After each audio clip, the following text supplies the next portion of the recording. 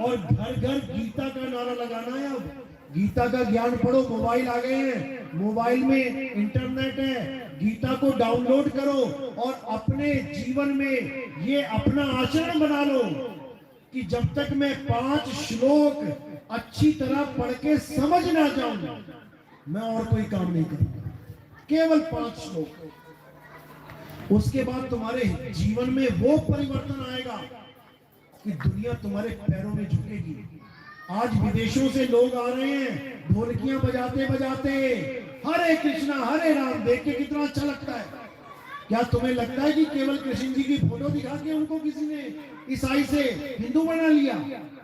क्या कृष्ण जी की फोटो में इतनी दम है कि किसी ईसाई को हिंदू बना दे? है क्या?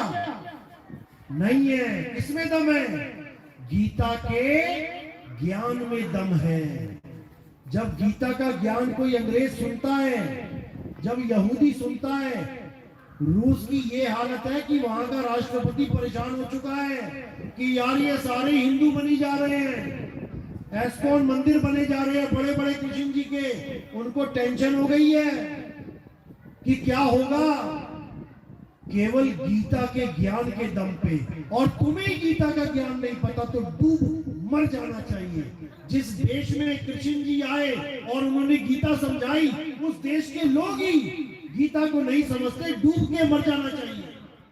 विदेशी आके यहाँ पे गीता का ज्ञान समझ रहे हैं, गुरु धारण कर रहे हैं।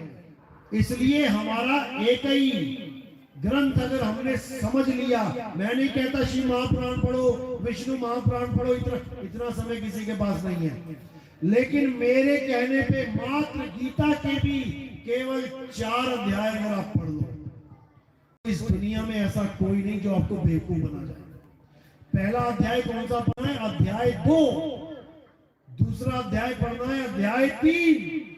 तीसरा अध्याय पढ़ना है अध्याय 4 और चौथा अध्याय पढ़ना है अध्याय 7। 2 3 4 7 बस इनफ है। तुम्हें एक एक चीज समझ में आ जाएगी कि नितिन दास ने आज तुम्हें क्या समझाया है। सब कुछ गीता में लिखा है, लेकिन तुम पढ़ो तो सही। ब्राह्मणों ने हमें गीता से दूर कर दिया।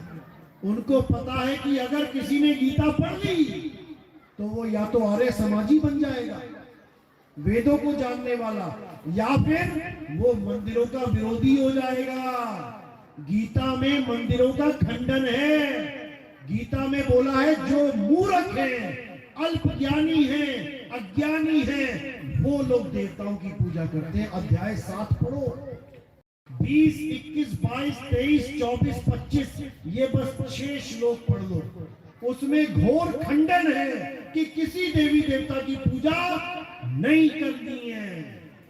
ये कृष्ण जी द्वापर में भी कह के गए थे, लेकिन हमें समझ में नहीं आया। कृष्ण जी की एक फोटो देखी होगी जिसपे उन्होंने पहाड़ को उठाया। किस किसने देखी है? हाथ खड़े करो। सबको पता है कौन से राक्षस के साथ युद्ध हो रहा था?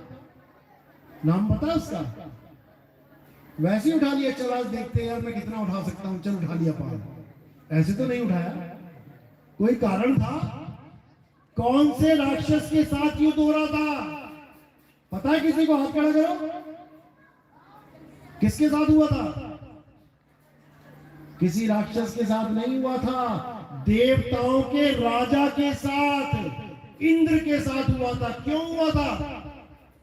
क्योंकि कृष्ण जी ने कहा था कि आज के बाद कोई भी देवताओं की पूजा नहीं करेगा।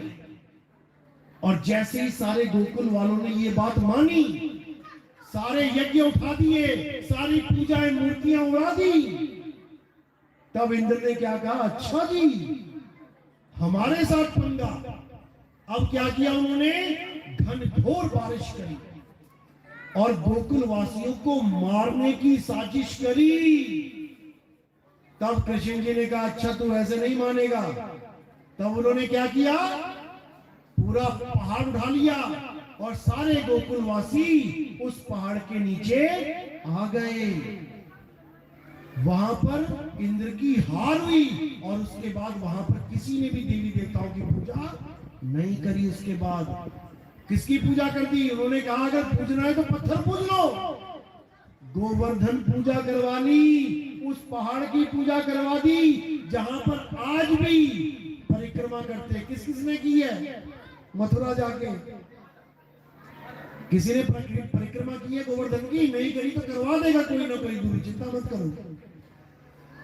तो कृष्ण जी उस वक्त समझा रहे थे कि किसी देवी देवता की पूजा नहीं करनी है, केवल आत्मा को पूजना है। और आज कौन समझा रहा है ये?